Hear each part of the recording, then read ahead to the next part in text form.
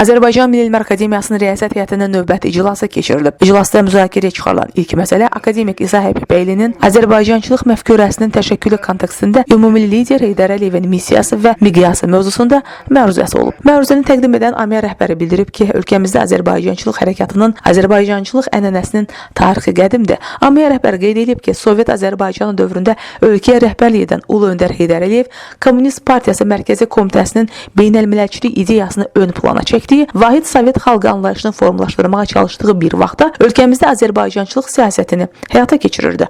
Onun rəhbərliyi ilə yazıcı və şairlərin yubileyləri keçirilir. Bu tədbirlər Kreml səviyyəsində qeyd olunur. Hətta Nəsiminin yubileyi UNESCO səviyyəsində keçirilmişdi. Akademik İsa Həbibəyli bildirib ki, Ulu Öndərin müstəqillik dövründəki ən böyük xidmətlərindən biri də dünya Azərbaycanlılar anlayışını siyasi gündəmə gətirməsi olmuşdu. Məruzəçi qeyd edib ki, dünya Azərbaycanlılar anlayışı haqqında nə elmdə, nə siyasətdə aydın bir konsepsiya yox idi və bu ideyanı Azərbaycanın siyasi gündəminə və ictimai mühitinə, dövlətçilik təfəkkürünə məhz ümumi lider Heydər Əliyev gətirmişdi. Bugün Azərbaycan Respublikasının prezidenti İlham Əliyevin Ulu Öndərin müəyyən etdiyi yolu 21-ci əsrin reallıqlarına uyğun şəkildə inkişaf etdirdiyini deyən akademik İsa Həbibəyli, Ali Baş Komandanın Vətən müharibəsində qazandığı tarixi zəfəri Azərbaycan tarixinin ən böyük hadisələrindən biri kimi qiymətləndirib. Ümumi lider Heydər Əliyevin qoyduğu əsaslar üzərində prezident İlham Əliyevin ölkəmizin ərazi bütövlüyünü tam təmin etməsi, vaxtilə Ulu Öndərin 1990-cı ilin 17 noyabrında siyasi səhnəyə gətirdiyi üç rəngli bayrağı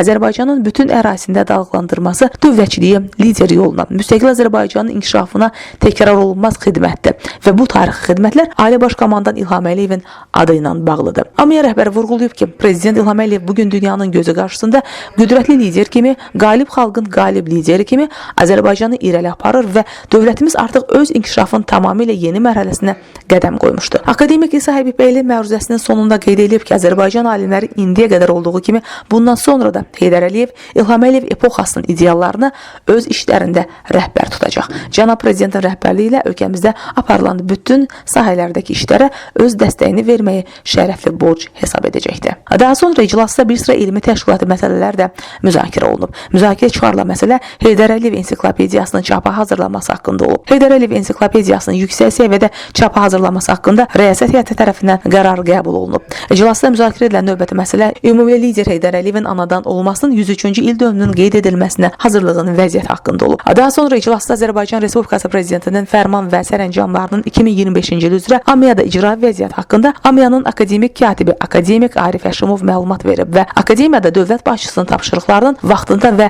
məsuliyyətlə yerinə yetirildiyini bildirib. Riyasət Heyətinin iclasında həmçinin AMIA-nın Gənclər Akademiyasının loqotipi təsdiq edilib. İclasda həmçinin AMIA-nın elmi müəssisə və təşkilatlarında yaradılan rəqəmsallaşma və süni intellektlə bağlı şöbələrin nümunəvi əsasnaməsinin təsdiq edilməsi məsələsinə baxılıb. İclasda qeyd olunan məsələlər ətrafında akademik Rasim Əliquliyev, akademik İradə Hüseynova, akademik Gövhər Baxşəliyeva, akademik Arif Həşimov, AMIA-nın müxbir üzvü Ərtəkin Salamzadə, professor Kərim Şükürov, dosent Elmir Babayev və başqaları çıxış edərək fikir və təkliflərini səsləndiriblər. Leyli Namik qızı Ziyaxudiyev, Fərid Həşimov, Elm TV.